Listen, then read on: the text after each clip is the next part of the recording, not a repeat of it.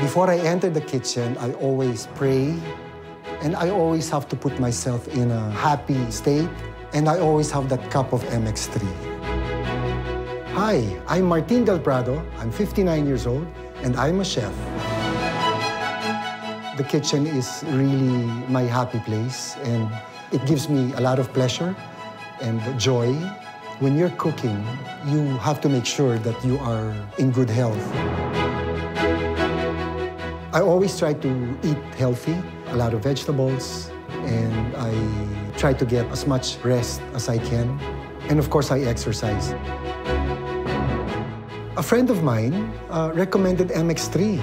It helped a lot, the product being antioxidant, and it's all natural.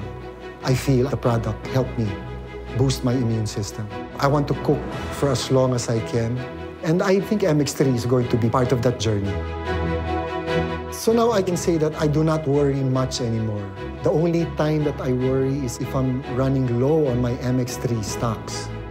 I would compare MX3 to salt and pepper, because no matter what cuisine you're cooking, you will always need salt and pepper. You cannot be without it. MX3,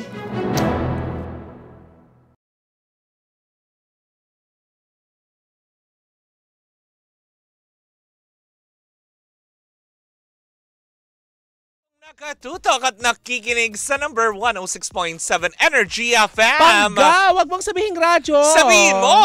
Energy!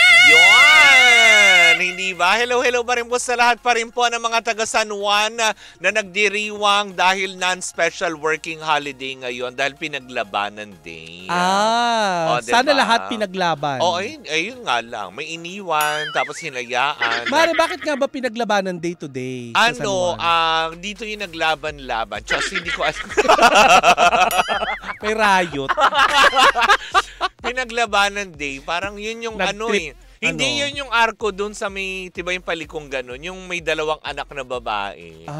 Na may parang monumento dun sa may kanto mismo ng dyan sa Domingo Street. Is it something about our history? Malamang may kinalaman dyan. Pero wag nyo na akong tanungin dahil nung Sino time na bayani yun, iniyaya ako manood ng sine during our history. Kaya yung portion yung portion na yun, hindi ko na medyo pero ang importante, Mare, na ipaglaban ng San Juan. Correct, diba? Yun nga lang, ikaw yung hindi pinaglaban. Diba? Iniwan, pinagpalit sa iba. Ganun lang yun. Pag alam mo, sabi nga nila, kapag iniwang ka, wag mong iyakan. Magpaganda ka, tapos sabihin mong, sino ka nga? Diba? Huyo ka, ganyan. Sino nga kayo? Ganon. Inuntog ka. Diba? Na nakakaloka. Pero eto, mukhang alam mo yun, hindi na kailangan magparetoke dahil ang chika natin ngayon na inaantabayanan ni Ate Cathy Amos, diba? Mula sa Australia, diba? Nag-aabang yan. Sino ba kasi nagparitoke? Wala. Naturalesa yan. Hindi ba? Pero eto na, ito talaga wala talagang, alam mo yun, walang ginawa, walang natural ang pagkaganda. Walang habas yung ganda. Wala talaga. Tugatog. Ay, nako, nasa rurok yun. Si Ivana Alawi, diba? Lalaban ko ba sa ganda niya? Natural, diba? Pag nanlaban ka sa ganda ni Ivana. Parang alam mo yun, parang hinudgud mo yung sarili mo sa Pero eto na ang chika, Mare. Anong chika kay Ivana? Excited ngayon si Ivana Alawi dahil siya pala ay mapapabilang na sa seryeng Batang Quiapo. Anong role niya doon, Mare? Diba? Parang siya yata medyo magiging parang love interest kinemerot ni Coco Martina habang si Lovie po ay nagbabakasyon pa. Pero etong Setyembre din pala magbabalik din si Coco. Si Lovie po para mag-taping ulit at i-continue yung kanyang naiwang role sa Batang Quiapo. Kumbaga parang special guest lang kaya. Hindi naman special guest kasi mababago na ang mundo ngayon ulit ni Tanggol. Dahil nga iikot ang mundo niya sa loob ng piitan kung saan papasok ang karakter ni Jacqueline Jose. Papasok din ang karakter ni Ivana Alawi. Tapos si Ketchup Eusebio ba yun? Yes. Tapos meron pang isa, ang dami, si Vandolph yun.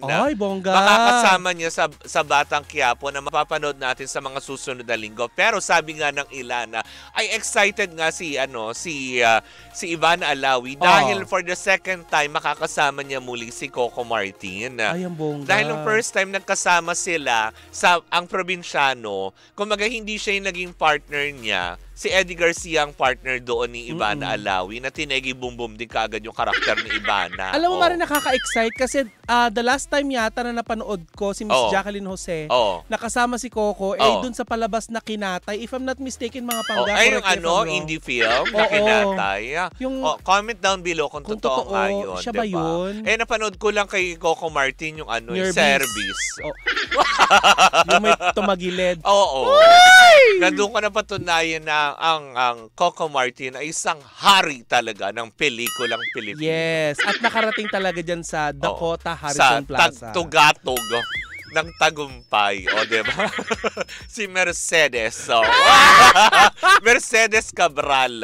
Diba? Na nasa din, Batang Quiapo. Yes. Diba? Na siya naman ang love interest si John Estrada. Alam mo? Bakit ba? Nakakabilib si Direk Coco. Kasi yung mga dating nakatrabaho niya doon sa mga indie film na ginawa niya, kung saan siya sumika, hindi niya nakalimutan. Correct. Kung lahat tinutulungan din niya, binibigyan din niya ng role, hindi lang yung basta extra, diba? Yung mga ganong aspeto. Patunay lamang na marunong siyang tumanaw ng utang na loob. Mare, kung si Jacqueline Jose nandun sa sa Batang Quiapo, paano ang artihan niya kapag may riot? Sige, siya ang role niya doon, warden. Warden? Oo. O paano pag warden, Mare? Paano siya umarte? Tumigil kayo.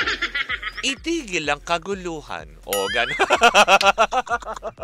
May nagsaksakan, Mare. Ay, may nasaksaka. Ay, duguan. Tumawag kayo ng ambulansya. Underacting pa rin. Yung mga ganong aspeto. Pero yun na nga. Pero yung iba naman nagchichismis na, ay, tama si Ivana. So si Ivana nga ba, yung sinasabing nangungulit nga ba kay Coco Martin? Na, diba kasi may chismis dati na, diba papaalis, magbabakasyon si Lovie. Kasi nga magpapakasal. And which is kinasal na nga, diba?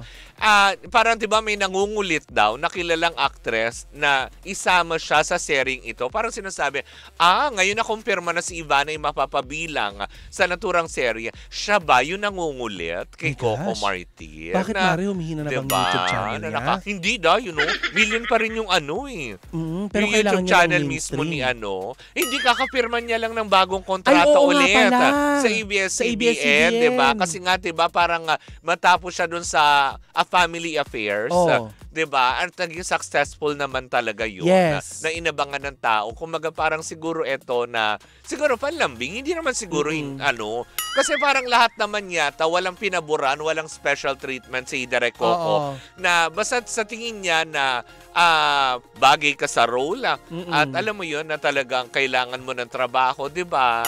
Ba naman si Miles Ocampo, kami role lang, diba? Pero nabigyan niya ng justice at pinag-usapan talaga siya sa Batang Quiapo. Tayo kaya, Mare? Kahit man lang, alam mo, sarambulan. Pero wag muna ngayon, magpapahilom pa po ako ng ilong. Ay, may ginawa sa ilong mo, Mare? Ay, lang, in-straightening. Wow! Parang rebanded na buhok. May ginawa lang sa ating ilong, magpapahilom lang tayo, ni-reband ang aking ilong. So, after like 1 week, pwede na ulit sa pakin siguro yan. Siguro mga 6 years, ganyan. Charot lang, hindi. Pero alam mo, Mare, nakakatuwa. Ang taas ng ratings ng Batang Quiapo. Alam ko sasabihin mo, taas ang ilong mo. Diba? Salamat, Doc Rinya. Uy, Mare, ang taas ng ng ratings. Dahil walang teleserye. Alam mo yun? Sino katapat niya? Voltes 5 yata. Alam mo ba ang Voltes 5, according to Nielsen, nawala na sila sa top 5. Well, actually, diba? Kumbaga dati, pang international daw yung flight, ngayon domestic na lang. Charot lang. Baka i-guess na nila si Ai doon sa Voltes 5. Ba't hindi nila kalabanin si Ai doon? Si Volta. Volta yun. Volta tuloy. O kaya collab with Lolo. Diba? Paliparin. Ang buhaya. O kaya, diba, yun ang kalabanin ni Voltes 5. Diba? Correct. Baka hatakin din ng buhaya sila sa ratings. Hindi, kasi parang sabi kasi ng iba, para daw kasi, diba, masyado nilang alam mo yung pinatagal yung paglabas at paglipad ng Voltes 5. Kaya no, naglabasan ito, nagsunod-sunod di ba? Ang teleserye, in fairness walang prangkisa yan, pero tingnan mo, quality ang mga ang mga teleserye. Diba? Ano na rin doon, Labador? Diba na nakakaloka? Huy, inalis na daw yung TikTok niya. Inalis na ng At TikTok. nagulat daw siya. Nagulat pa siya? Ha? Ganon? Ano yun? Ha? Gulat ka, no? Yun. Dinaanan ng sabon. Oo, yun. Huwag na natin banggitin kasi sensitive yung mga yun. Nagre-react yung mga, alam mo yung brand na yun. Oo. But anyway, Mare, back to Batang Quiapo. Happy naman din tayo na kahit papaano, diba? Tingin mo ba mapapangatawanan ni Ivana Alawi yung role? Kasi Mare, ang daming, naman. Alam mo nung last pero time mapapangatawan niya yung role. Pero mapapangatawan din ba ni Ivana Alawi yung tipong hindi siya pa-sexy, ma-in love? Kasi diba, yung kilala natin. Diba? Sabi niya, patayin niyo na lang yung role ko kasi nai-in love ako kay Direk Coco. Ganun talaga? Yes. Ganun ang sabi. Yun ang nalaman natin. So ganun pala yun. Hindi natin alam kung hindi totoo ng chismosa mo Sabay Oo. bawi. Kasi sabay bawi minsan nangunguryente din yung ating chismosang kapitbahay. Correct, diba? Pero yun nga, kasi diba, bihira kasi talaga na kumbaga parang may makapareha si Coco Martin na hindi na in love sa kanya yung kanya mga leading ladies. Ang naman kasi, Mari, ang gentleman. Diba, ang gentleman, responsable, parang perfect Pinoy na gugustuhin mo. Kaya nga naman, diba? Pero siguro naman, hindi naman din mangangamba si Julia Montes. Very secure na siya kay Coco Martin. Of course. Diba? Lalo pa, Oo, inamin na ni Coco Martin na dulas na siya, no? Diba? Pero binawi din, Mare. Paano niya babawiin? Wala nang bawi-bawi. Ano yan? Itbulaga? Ganon? Ay! Hindi! Laban-laban, bawi-bawi. Get out? Ganon? Ay, mali. Get out? Ganon ba yun? Hindi ka mang babawi ng, ng kondo. Diba? Anyways, ang po muna, very happy. Antabayanan natin lahat yan kung paano nga ba ang magiging role ni Miss Ivana Alawi. Iba pa sa mga nabanggit ko para sa seryeng Batang Quiapo. For sure, papakantabayanan to dahil lahat naman yata si Tanggol ang isinisigaw ng buong sambayan ng Pilipino. Anyways, yan po muna ang ating unang chika for today's video. Sa aming pagbabalik, isang umating mong chikahan na naman ang daladala ng dalawang bakla. Muli po ako po si Kapitana Sisa. At ako naman yung Tita Cora. At kami pa rin ang Baklitas! Woo! Woo! At tuloy-tuloy pa rin po ang ating tugtugan. Siyempre, dito po lamang yan sa number 106.7 Energy FM. Pangga, wag mong sabihing radyo. Sabihin mo!